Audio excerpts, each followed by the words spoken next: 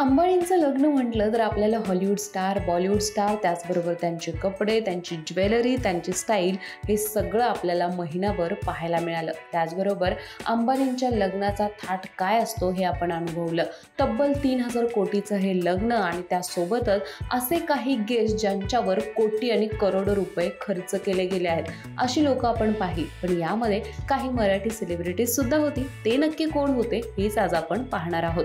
Amruta Khanvilkar, Girija okay, Anusha Dandekar, त्याचबरोबर रितेश देशमुख आणि बरेच मराठी सेलिब्रिटी आपल्याला इकडे पाहायला मिळाले. यामध्ये कोणी काय घातलं होतं हे सुद्धा बघूयात. गिरिजा ओकने जांभळ्या कलरची साडी नेसली होती आणि पारंपरिक मराठी लुक तिने केला होता.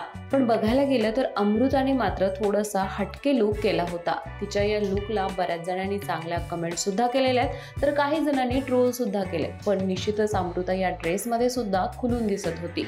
त्याचबरोबर रितेश देशमुख आणि जेनेलियाचे तर व्हिडिओ आपण पाहिलेच. ते डान्स करतानाचे व्हिडिओज असू देत किंवा जेनेलियाने मराठमोळा केलेला लुक असू देत. खरं पाहायला गेलं तर 12 ते 14 या 3 दिवसात हा लग्नाचा समारंभ होता आणि या दरम्यान वेगवेगळे कपडे या सगळ्यांनी घातले होते.